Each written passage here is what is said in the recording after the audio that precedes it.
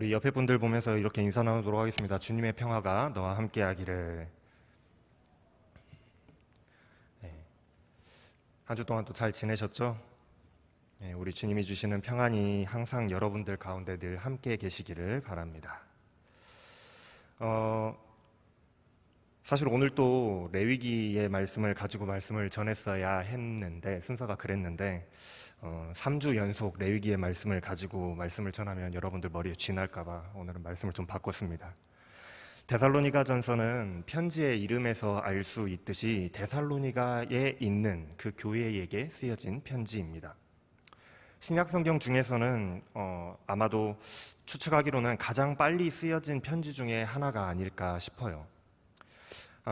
학자들이 추측하기로는 51년에서 53년 사이에 쓰여진 것으로 추측되어지고 있기 때문에 예수님이 승천하시고 난 뒤 한 20년 정도밖에 지나지 않았을 때의 일입니다. 기독교의 아주 초창기에 쓰여진 편지라고 할 수 있겠어요. 아주 초기. 때는 바울의 그 2차 전도 여행으로 거슬러 올라갈 수 있습니다. 바울이 데살로니가에서 겪게 되었던 일들은 이 데살로니가 전서에는 나오지 않아요. 사도행전 17장 1절에서 10절 말씀에 그 일들이 기록되어 있는데 그 일들이 이렇게 기록되어 있습니다. 제가 세번역 성경으로 한번 읽어드려 볼게요. 바울 일행은 암비볼리와 아볼로니아를 거쳐서 데살로니가에 이르렀다. 거기에는 유대 사람들의 회당이 있었다. 바울은 자기 관례대로 회당으로 그들을 찾아가서 새 안식일에 걸쳐서 성경을 가지고 그들과 토론하였다. 그는 그리스도께서 반드시 고난당하시고 죽은 사람들 가운데서 살아나셔야 한다는 것을 해석하고 증명하면서 내가 여러분들에게 전하고 있는 예수가 바로 그 그리스도이십니다 하고 말하였다. 그들 가운데에 몇몇 사람들이 승복하여서 바울과 실라를 따르고 또 많은 경건한 그리스 사람들과 적지 않은 귀부인들이 그렇게 하였다. 그러나 유대 사람들은 시기하여서 거리에 불량배들을 모아다가 소요를 일으켜서 성을 혼란에 빠뜨리고 야손의 집을 습격하였다. 그리고 바울 일행을 끌어다가 군중 앞에 세우려고 찾았다. 그러나 그들을 찾지 못하고 야손과 신도 몇 사람을 성읍 관리 관원들에게 끌고 가서 큰 소리로 외쳤다. 세상을 소란하게 한 그 사람들이 여기에도 나타났습니다. 그런데 야손이 그들을 영접하였습니다. 그 사람들은 모두 예수라는 또 다른 왕이 있다라고 말하면서 황제의 명령을 거슬러 행동합니다. 군중과 시의 통치자들이 이 말을 듣고 소동하였다. 그러나 성읍의 관원들은 야손과 그 밖의 사람들에게서 보석금을 받고 그들을 놓아주었다. 신도들은 그날 밤에 곧바로 바울과 실라를 베레아로 내보냈다. 두 사람은 거기에 이르러서 유대 사람들의 회당에 들어갔다. 사도행전 17장 그 1절에서 10절까지에서 말씀인데 이 데살로니가에서 바울이 겪었던 상황들을 설명하고 있어요. 말씀에 따르면은 바울은 어느 도시를 가든지 간에 습관에 따라서 자신의 그 습관대로 유대교의 그 회당에 먼저 들어가서 회당을 중심으로 안식일마다 말씀을 가르치는 그런 루틴을 가지고 있었습니다. 데살로니가에서도 마찬가지였어요. 그래서 바울은 아마도 유대인 회당에서 이런 메시지를 전했던 것 같습니다. 우리가 가지고 있는 성경, 구약 성경에는 고난받는 종 메시아에 대한 예언이 나와 있는데 그분이 바로 예수 그리스도이십니다 하고 증언하는 이 복음을 전파하는 사역을 회당에서 했던 것 같아요. 그렇게 바울이 복음을 전할 때마다 복음을 전하자 몇몇 사람들이 복음을 듣고 믿기 시작했습니다. 그 중에서는 그러니까 회심한 사람들 중에서는 바울과 동료들, 전도자들에게 친절을 베풀어 주었던 야손이라고 하는 사람도 있었고 또 하나님을 두려워할 줄 아는 자들로서 이방인이지만 회당에서 유대교로 개종해서 예배를 드리는 예배에 참석하는 이방인들도 있었던 것 같아요. 그리고 또한 사회적으로 지체 높은 그 가문의 귀부인들도 그 사람들 중에 섞여 있었던 것 같습니다. 이 사람들을 중심으로 바울이 회당에서 복음을 전할 때마다 전도를 할 때마다 다수의 사람들이 복음을 믿고 그리스도인으로 기독교로 개종하기 시작했어요. 말씀은 바울이 3번의 안식일 동안 그렇게 복음을 전했다라고 기록하고 있는데 지금으로 따지면 3주 정도죠. 그때의 바울의 메시지에 거부 반응을 보이는 유대교의 지도자들이 생겨나기 시작했습니다. 처음에는 별로 생각이 없었는데 듣다 보니까 이게 거부 반응이 생겨나기 시작했다라는 거예요. 그래서 이후로 회당에서 바울이 복음을 전하지를 못하고 일반 데살로니가 시의 시민들을 대상으로 복음을 전하는 전도를 행하기 시작했던 것 같아요.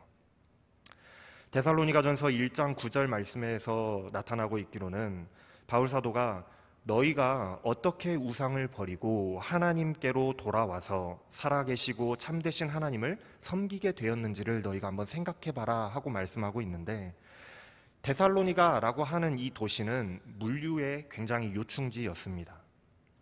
우리가 역사적으로 알고 있듯이 로마라는 그 어마어마한 제국이 그 넓은 영토를 소유하고도 효율적으로 그 많은 지방들을 지배할 수 있었던 것은 잘 정비되어 있는 그 로마의 군사 도로 때문이라고 우리가 잘 알고 있죠. 이 어마어마한 도로들은 각 도로마다 이름이 하나씩 붙여져 있었는데, 이 그리스를 동에서 서로 가로지르는 이 도로의 이름이 비아 에그나티아라는 도로가 있었습니다. 바울도 여행을 할 때에, 전도 여행을 떠날 때에 이 전국으로 뻗어 있는 이 로마의 군사 도로를 따라서 복음 전도 여행을 다녔거든요. 이 도로는 그리스를 관통해서 이 로마로부터 이어져서 이 그리스를 관통해서 아시아로 이어지는 굉장히 중요한 도로였습니다. 그래서 이 중요한 길 위에 이 데살로니가라는 그 도시가 있었기 때문에 굉장히 중요하고 풍요로운 도시가 바로 이 도시였다라는 거예요. 그래서인지 데살로니가에서 유명한 신전이 하나 있었는데, 풍요의 신 디오니소스의 신전이 바로 이 시에 있었다고 합니다.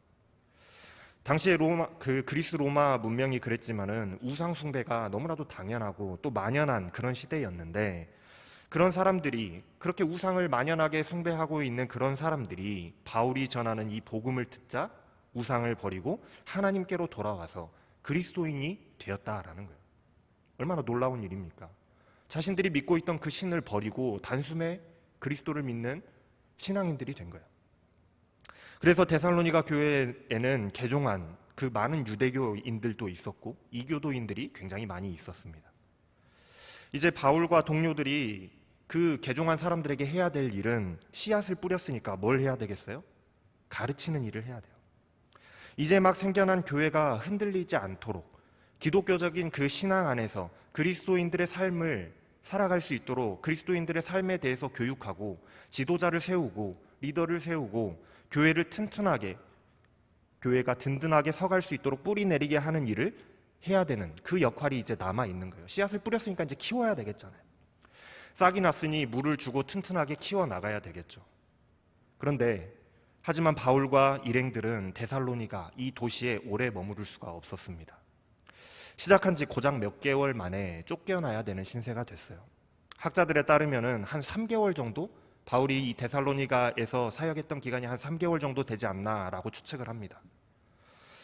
이게 무엇을 의미하냐면, 새롭게 그 시작한 데살로니가 교회의 그리스도인들이, 그러니까 새 신자들을 양육하는 데에 있어서 시간이 충분하지 않았더라는 거예요.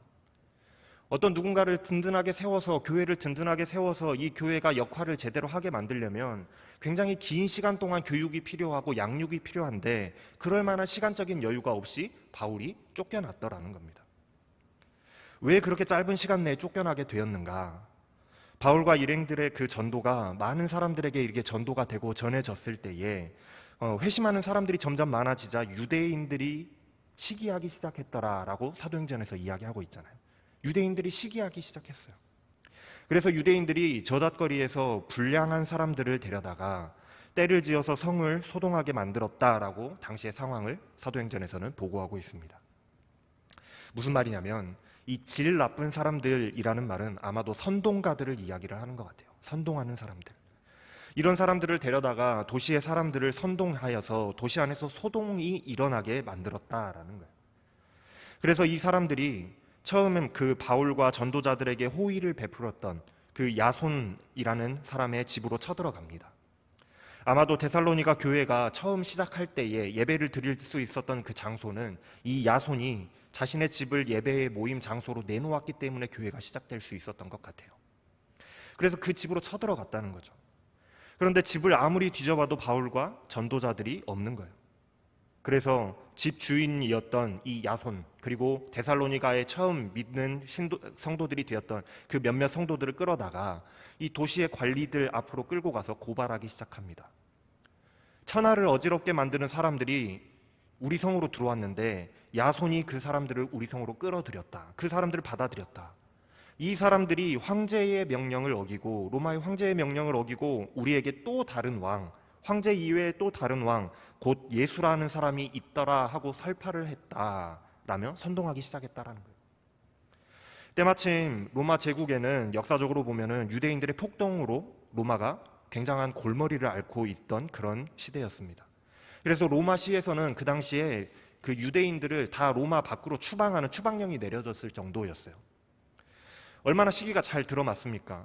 지금 그 데살로니가 시의 사람들의 눈에는, 그리고 로마의 관리들의 눈에는 바울과 이 전도하는 전도자들이 전하는 복음이 마지막 때에 예수 그리스도께서 다시 오셔서 왕노릇 하시리라는 그 복음의 내용이 딱 맞아드는 거예요.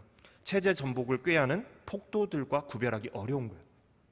그리고 유대인들의 폭동과 다를 바가 없이 느껴졌을 것 아니겠습니까?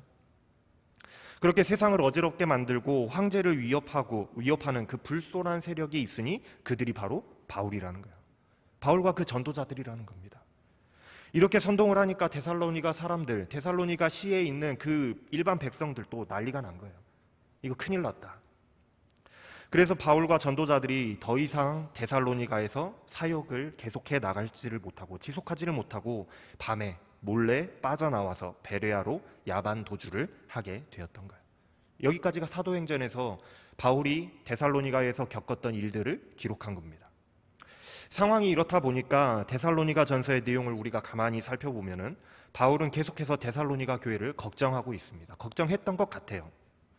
아직 든든하게 세워놓지 못하고 이제 막 기초만 세워진 교회의 그 성도들, 교회와 성도들을 두고 자신이 도망 나올 수밖에 없었으니 바울은 너무나도 걱정이 되었던 겁니다. 걱정이 많았던 것 같아요. 혹시 성도들이 핍박을 견디지 못하고 교회가 무너지지는 않았을까? 성도들이 믿음의 뿌리를 내리기도 전에 전부 다 돌아서서 다 다른 길로 가버리지는 않았을까? 잘못된 신앙으로 변질되지는 않았을까? 여러 가지 걱정들이 많이 있었던 것 같습니다. 뿐만 아니라 성도들은요, 너희들의 주동자, 너희들이 지금 따르고 있었던 그 바울이라는 놈이 너희들만 남겨놓고 도망가 버렸으니 너희들이 그것 때문에 받게 될 피해나 뭐 이런 것들 때문에 그런 주변의 핍박을 얼마나 많이 당했겠냐는 거예요. 바울이 생각했을 때 그런 핍박들을 성도들이 많이 당하고 있을 것을 생각하니 마음이 아팠던 겁니다. 그래서 그런 상황들이 걱정되었던 바울은 몇 번이고 내가 다시 너희들에게 돌아가려고 시도를 했지만 돌아갈 수가 없었다라고 말하고 있어요. 데살로니가전서 2장 17절 말씀에 보면은 바울이 이렇게 말합니다. 형제들아, 우리가 잠시 너희를 떠난 것은 우리의 얼굴이요. 자신의 몸만 떠났다는 거예요. 내가 너희들을 마음이 떠난 것이 아니다. 마음은 아니다. 너희를 만나러 가기 위하여 내가 열심을 내었지만 사탄이 가로막아 갈 수 없었다. 그래서 내가 참다 못하여서 나를 대신하여서 디모데를 너희에게 보내노니 디모데를 통해서 너희를 굳건하게 다시 하고 믿음에 대하여 위로하여서 너희가 환난 중에서도 흔들리지 않게 하려고 내가 했었다라고 말씀합니다. 이렇게 말씀하고 있어요.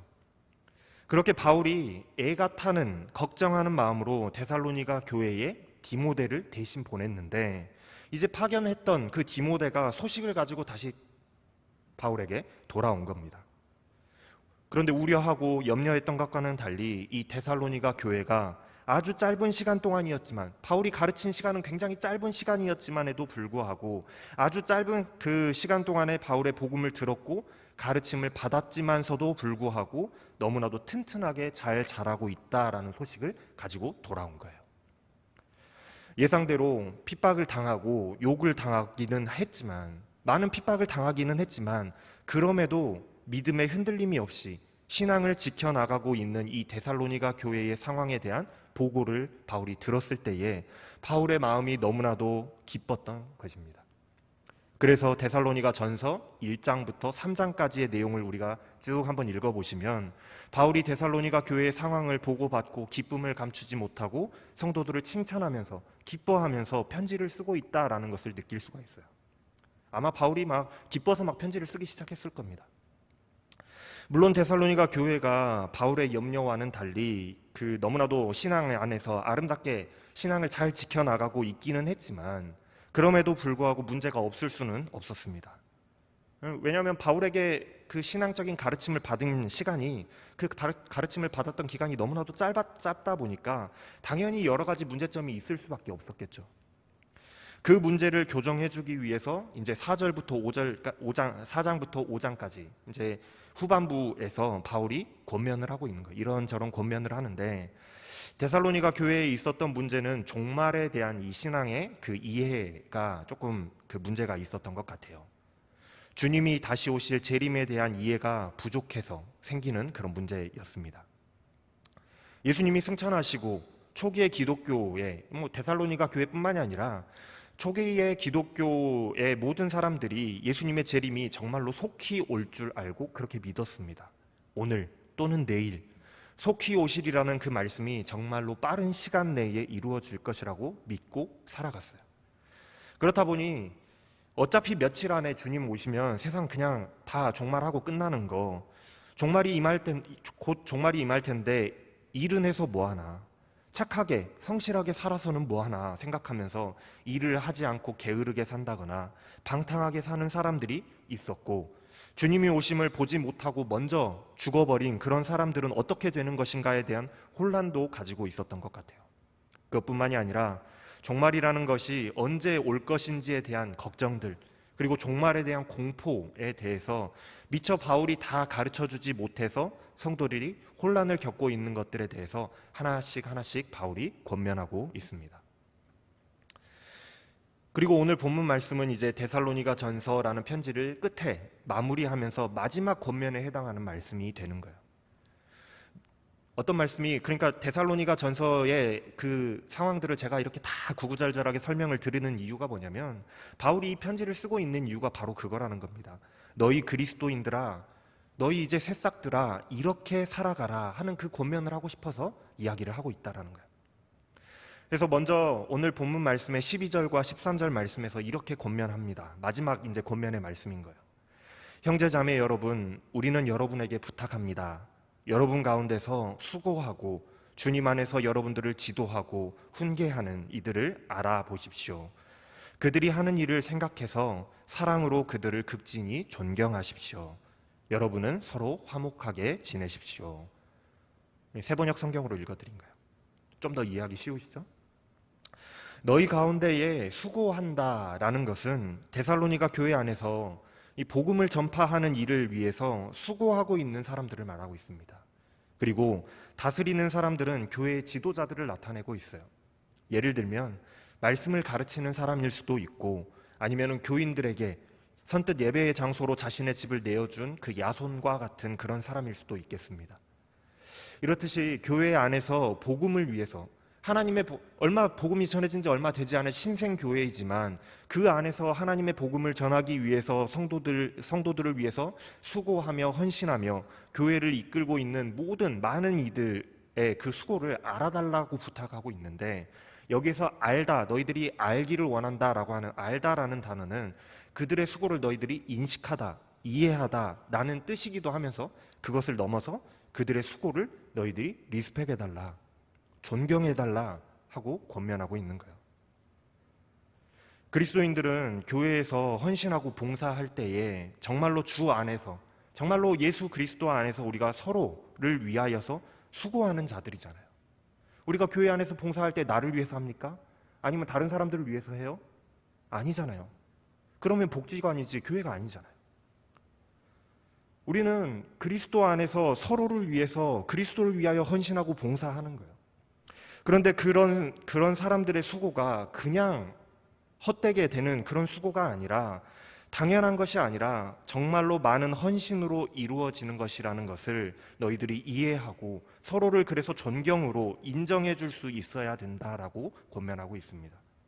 예를 들어서 목사님이 일주일간 열심히 말씀을 준비하여서 말씀을 전하고 또 여러분들을 신방하고 또 행사를 준비하여서 여러 가지 행사들을 만들어 갈 때에 그것이 그냥 당연히 되는 일이 아니라 얼마나 수고로 그것들을 준비하고 행하고 있는지에 대해서 이해할 뿐만이 아니라 인정해주고 또 존경하라 하는 그런 말씀과도 같은 거예요.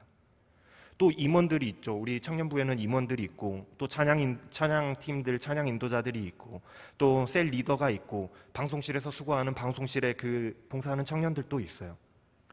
얼마나 많은 수고로 이 공동체, 우리의 예배를 위해서 헌신하고 있는지, 우리가 복음 전파를 위해서 얼마나 헌신하고 있는지에 대해서 서로 그것을 이해하고 서로를 인정해주고 존경해주라는 겁니다. 서로가 서로에게. 그래서 그들의 역사로 말미암아 사랑 안에서, 너희들이 사랑 안에서 가장 서로를 귀히 여기며 너희끼리 화목하라 하는 그 권면을 하고 있는 거예요. 그게 바로 교회다. 너희가 그런 그리스도인들이 되어라, 그런 교회로 성장해 가거라 하고 권면하고 있는 겁니다. 그 사랑의 사역들을 귀하게 생각하라는 거예요. 그렇게 서로의 사역을 귀하게 여겨서 모두가 서로 화목할 수 있는 그 공동체가 되어야 한다는 권면인 겁니다. 교회 안에 이런저런 일을 함께 우리가 해 나가다 보면은 나는 열심히 일을 하고 있는 것 같은데 저 친구는 맨날 놀고 먹고 옆에서 농담이나 하고 있는 것 같은 그런 생각이 들 때가 있어요. 나는 이렇게 열심히 일하고 있는데 쟤는 왜 놀고 있어? 이런 생각이 들기도 합니다. 그런데 각자에게 달란트가 있고 맡겨주신 일이 달라요. 어떤 사람은 식당 봉사로, 어떤 사람들은 가르치는 일로, 또 어떤 사람들은 찬양으로, 어떤 사람들은 안내와 봉사와 섬김으로 봉사하게 되는데 그 모든 사역들이 주 안에서 나를 위해서 하는 거 아니고 너를 위해서 하는 거 아니고 다 주 안에서 주님을 위하여서 서로를 위하여 헌신하고 봉사하는 일이라는 것을 알고 인정해 준다라고 한다면, 그래서 서로를 귀하게 여겨준다라고 한다면 옆에서 놀고 있는 친구가 노는 걸로 보이겠습니까? 아니겠잖아요. 서로 화목할 수 있다라는 것을 권면하고 있는 거예요. 그리스도인들은 그렇게 살아가야 한다라고 가르치고 있는 겁니다. 또 한 가지 권면은 14절에서 15절 말씀에 나와요. 형제자매 여러분, 또 이렇게 권면합니다. 무질서하게 사는 사람을 훈계하고 마음이 약한 사람을 격려하고 힘이 없는 사람을 도와주고 모든 사람에게 오래 참으십시오. 아무도 악으로 악을 갚지 말고 도리어 서로에게, 모든 사람에게 항상 좋은 일을 하려고 애쓰십시오. 이렇게 권면하고 있어요. 무질서하게 사는 사람은 일을 하지 않고 게으르게 사는 사람들을 말하는 것인데, 아마도 아까 말씀드렸다시피 곧 예수님의 재림이 올 것이다 라고 생각을 해서 교회 안에서도 일을 하지 않고 그냥 즐기면서 살자라고 잘못된 생각을 하고 있는 사람들이 있었던 것 같아요. 그 사람들을 이야기하는 겁니다. 그리고 마음이 약한 사람들, 낙심하거나 두려움과 또 두려움에 불안에 떠는 사람들, 특별히 교회 밖의 사람들로부터 박해를 받아서 믿음이 흔들리고 있는 사람들이 바로 이 약한 사람들을 이야기하고 있어요. 힘이 없는 자들은요, 신체적으로나 또 경제적으로나 약하고 힘이 없어서 또 유혹에 취약하거나 그런 사람들의 그래서 누군가의 도움이 필요한 힘이 없는 그런 사람들을 의미하고 있는 것인데, 바울은 그리스도인들이 그리스도 안에서 이러한 사람들, 교회 안에서, 교회 공동체 안에서 바로 이런 사람들을 붙들어주고 이해해주고 또 참고 인내해주면서 올바른 길로 갈 수 있도록 서로가 서로에게 훈계하며 가르쳐주고 그러한 역할을 할 수 있어야 된다라고 말씀하고 있어요. 그냥 나 혼자 잘 믿고 잘 살 수 있으면 사실 우리가 교회가 필요가 없잖아요. 근데 내가 믿음이 약해서 혼자 내가 견뎌나갈 수 없기 때문에 옆에 함께 지탱해주고 우리가 하나님께로 나아갈 수 있는 동료가 필요한 거예요. 동역자가 필요한 겁니다. 그래서 악을 악으로 갚는 것이 아니라 서로가 서로에게 항상 선으로 대해서 그런 선으로 대하는 그런 공동체가 되어야 한다고 데살로니가 교회가 그런 교회가 되었으면 좋겠다라고 권면하고 있는 거예요. 교회란 성도가 서로를 격려하고 위로하여서 서로를 이끌어주고 하나님께로 함께 나아갈 수 있는 그런 공동체가 되어야 된다라는 권면인 겁니다. 다음으로 데살로니가 교회 공동체에게 권면하기를 우리가 너무나도 잘 알고 잘 외우고 있는 그런 말씀으로 권면하고 있어요. 여러분들도 너무나도 잘 아는 말씀입니다. 항상 기뻐하라, 쉬지 말고 기도하라, 범사에 감사하라. 이것이 그리스도 예수 안에서 너희에게 향하신 하나님의 뜻이다. 바울 사도는 그리스도인들은 항상 기뻐해야 된다라고 권면합니다. 저는 동의할 수가 없어요. 사람이 어떻게 항상 기뻐할 수가 있겠습니까? 그럴 수 없잖아요. 여러분들 중에서 무슨 일이 있어도 나는 기뻐요 하시는 분 계시나요? 영화 조커를 보면은 조커는 항상 웃고는 있지만 마음은 항상 슬퍼요. 그렇잖아요. 고민이 있으면 죽을 듯이 힘들고 또 아프고 원망스럽고 고통과 환난이 있으면 기뻐할래야 기뻐할 수가 없는 것이 사람입니다. 그게 인간이에요. 그런데도 그리스도인들에게 항상 기뻐하라라고 권면하는 것은 어떠한 일이 우리에게 어떠한 시련과 어려움이 우리에게 닥쳐온다고 할지라도 완전하신 하나님, 그래서 미래에는 우리를 반드시 구원하실 하나님에 대한 그 소망과 믿음을 가지고 믿음을 지켜나가야 된다. 그리스도인들이라면 그렇게 살아가야 된다라는 권면과도 같은 말씀인 겁니다. 항상 기뻐하라라는 그 말씀에는 이 말씀이 숨어 있는 거예요. 정말 현실의 그 박해, 지금 당하고 있는 그 박해와 고난과 어려움과 심지어 죽음과도 같은 기뻐할래야 기뻐할 수 없는 그런 상황을 너희가 맞이한다고 할지라도, 우리가 그런 상황을 맞이한다고 할지라도 그 모든 것을 이기시는 하나님, 그래서 우리를 반드시 구원하시는 하나님을 향한 그 확신이 우리 안에 있다라고 한다면 우리는 항상 기뻐할 수 있지 않겠습니까? 여러분들에게 끝이 정해져 있고 여러분들은 반드시 구원받을 것입니다. 지금 힘든 것은 아무것도 아닙니다. 하나님은 반드시 구원하실 겁니다. 라고 말했을 때에 이것이 정말 확실한 나의 믿음이고 신앙이라고 한다면 항상 무슨 일을 내가 당한다고 할지라도 기쁘고 즐거울 수밖에 없을 거예요. 무슨 일이 일어난다고 해도 결국은 하나님께서 해결해 주실 것이라는 믿음이 있으면 그렇겠잖아요. 물론 우리의 믿음이 당장 하루아침에 그렇게 되지는 않습니다. 불가능해요. 당장 하루아침에 오늘 믿기 시작한 새신자가 그런 장성한 분량의 믿음을 갖는 것은 불가능하죠. 목사인 저도 매일같이 하나님 힘들어요. 입에 달고 살아요. 하나님 저 죽을 것 같아요. 저 이렇게까지 살아가야 합니까? 입에 달고 살아요. 그러나 바울이 이야기하는 것은 이제 시작한, 이제 막 신앙의 길에 들어선 이 새싹과도 같은 이 데살로니가 교회가, 새싹과도 같은 이 그리스도인들이 항상 기뻐함을, 항상 기뻐할 수 있는 그 신앙, 완전한 신앙을 목표로 해서 그 목표를 향해서 조금씩 나아가는 성장을 이루어 가야 된다라는 것을 가르치고 있는 거예요. 다시 말해서 하나님을 온전히 신뢰하는 믿음으로 성장해 나가야 되는 것이 우리 그리스도인들의 목표가 되어야 된다라고 권면하고 있는 겁니다. 새신자들에게 그렇게 교육하고 있다라는 거예요. 두 번째는 쉬지 말고 기도하라고 말씀하죠. 이것도 마찬가지예요. 똑같은 말씀입니다. 우리가 5분 기도하면 기도 소재가 다 떨어져요. 우리의 삶에 기도해야 될 기도거리가 많이 있는 것 같아도 하나하나 나열해놓고 다 이렇게 하나씩 해보고 나면 5분 넘게 기도하기가 쉽지가 않습니다. 그런데 쉬지 말고 기도하라니 얼마나 힘든 일입니까? 24시간 내 할 일도 다 미뤄두고 밥 먹는 것도 자는 것도 다 미뤄두고 기도하라고 한다면 여러분들 기도하실 수 있겠어요? 쉽지 않잖아요. 근데 지금 말씀에서 바울 사도가 쉬지 말고 기도하라는 권면은 그런 권면이 아니에요. 너희들 24시간 기도해라 이런 권면이 아닙니다. 물론 우리는 특별한 시간을 정해놓고 특별한 기도 제목을 가지고 하나님께 기도하고 간구해야겠죠. 그래야 됩니다. 그러나 바울 사도는 거기에서 한 걸음 더 나아가서 그리스도인들은 특별한 기도 제목으로 기도하는 것뿐만이 아니라 언제나 늘 하나님과 대화하는 그 통신 채널을 열어두고 살아가야 된다라는 것을 권면하고 있는 거예요. 다시 말해서 그리스도인들의 삶의 모든 시간이 하나님과 늘 소통하는 시간, 하나님과 늘 동행하는 것을 삶의 목표로 살아가야 된다라는 겁니다.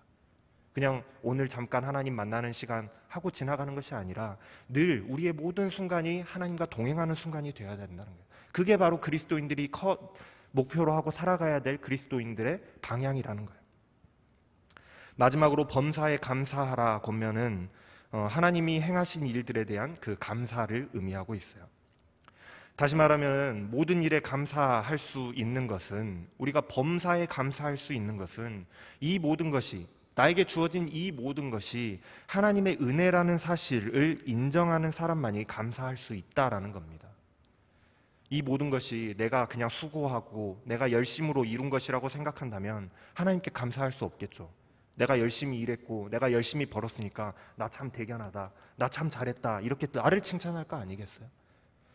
그러나 내가 열심히 수고해서 얻었음에도 불구하고, 내가 열심히 수고해서 많은 것을 벌었음에도 불구하고, 모든 것에 내가 하나님께 감사할 수 있는 것은, 모든 것에 감사할 수 있는 그런 사람은 그 마음속에 이 모든 것이 하나님께서 내게 은혜로 주신 것이다라는 믿음이 있기 때문에 범사에 감사할 수 있다라는 거예요. 그 마음이 없이는 범사에 감사할 수가 없는 겁니다. 하나님을 인정하지 않고는 감사할 수가 없는 거예요. 그래서 바울 사도는 그리스도인들은 우리의 삶의 모든 것을 하나님이 주신 은혜의 산물임을 인정하라고, 하나님의 은혜에 항상 감사할 수 있는 자들이 되어야 된다라고 이렇게 권면하고 있는 거예요. 이 범사에 감사하라, 이 짧은 말씀 안에 그런 의미가 숨어 있는 겁니다. 바울 사도는 이제 새싹과도 같은 그리스도인, 이제 막 시작한 스타트라인에 서 있는 그 그리스도인, 데살로니가 교회의 그리스도인들이 커다란 나무와 같은 성장한 그런 그리스도인들이 다 되기를 바라는 마음으로 지금 권면하면서 가르치고 있어요. 항상 기뻐하라, 쉬지 말고 기도하라, 범사에 감사하는 그런 커다란 믿음의, 튼튼한 믿음의 그리스도인들이 되어라 권면하고 있는 겁니다. 이 모든 것이 바로 우리 주 예수 그리스도 안에서 하나님의 자녀된 우리들을 향하신 하나님의 뜻이라는 거예요. 너 당장 이렇게 살아가 아니라 그리스도인들이라면 이렇게 장성하는 분량을 우리가 목표로 삼아서 달려가야 된다라는 거죠. 하나님은 우리 그리스도인들을 통해 우리를 그리스도를 통해서 자녀로 삼으셨을 때 그때부터 우리를 장성한 분량의 그리스도인들이 되기를 바라고 계시다라는 거예요. 그게 바로 하나님의 뜻이라는 겁니다. 너희들이 성장하는 것이 하나님의 뜻이라는 거예요. 언제까지 어린아이로 사는 것이 아니라 장성한 분량의 그리스도인들이 되는 것이 하나님의 뜻이라는 거죠. 그래서 그리스도인들은 항상 기뻐해야 되고 쉬지 말고 기도하며 범사에 감사하는 그 믿음의, 그 신앙의 분량을 목표로 우리가 노력하면서 달려가면서 조금씩 성장해 나가야만 하는 것입니다. 그래서 마지막으로 몇 가지 권면을 이제 바울이 더 덧붙이고 있는데, 성령을 소멸치 말라고 권면하고 있어요.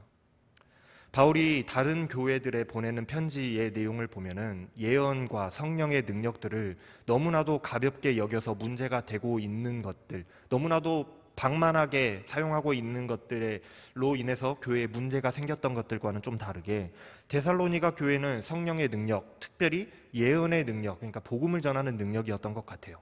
이런 능력들을 오히려 억제하여서 하나님의 말씀이 예언되지 못하도록 억제했던 것 같습니다.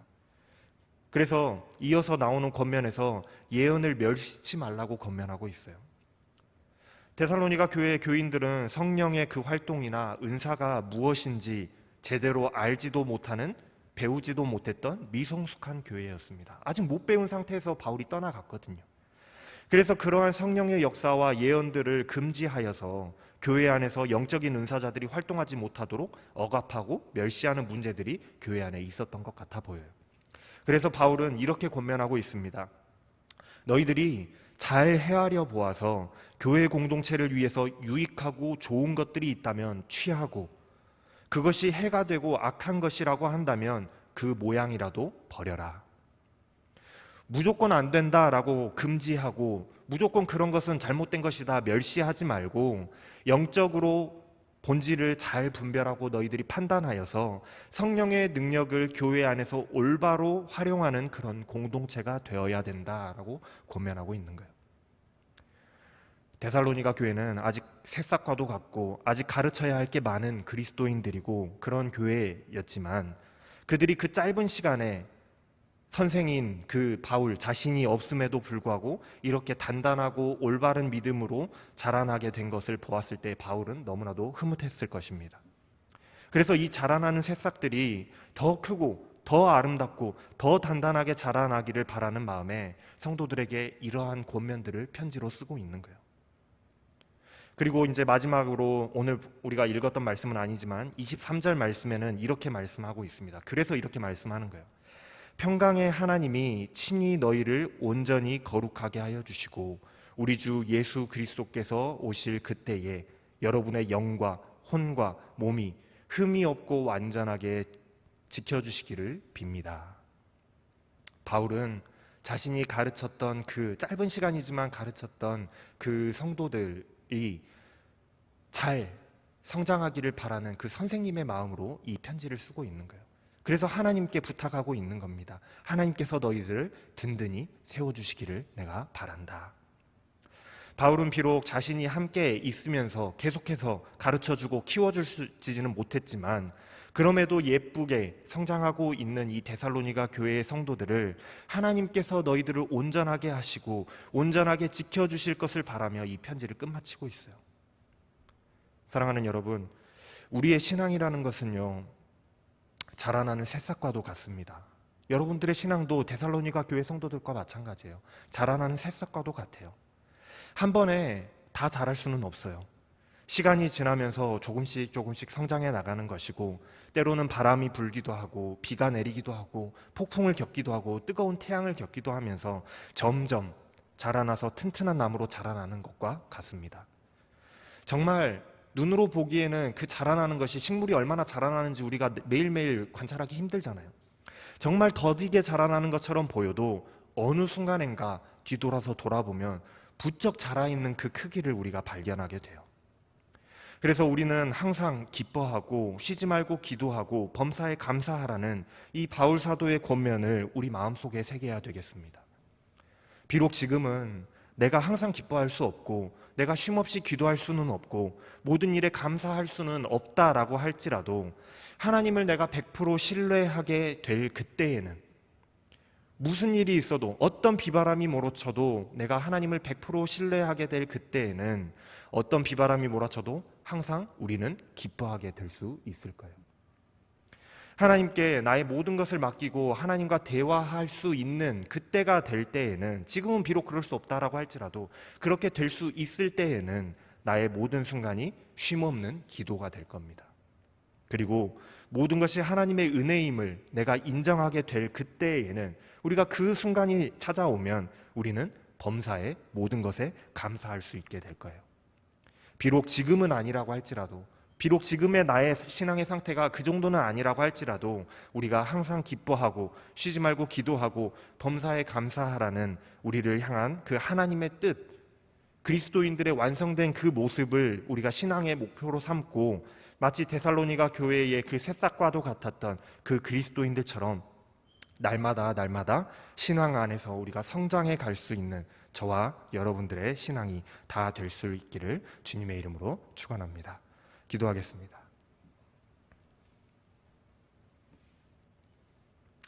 사랑의 하나님, 아직도 우리의 신앙은 작은 그 새싹과도 같아서 작은 일에 항상 두려워하고 슬퍼하며 또 기뻐하지 못하고, 내게 필요한 게 조금 하나님께 이야기하고 나면 더 이상 할 말이 없어지고, 잘 되면 내 탓, 안 되면 하나님 탓을 하면서 모든 일에 불평과 불만으로 투덜거리기만 하는 정말 어린아이와도 같은 우리들의 신앙의 모습입니다.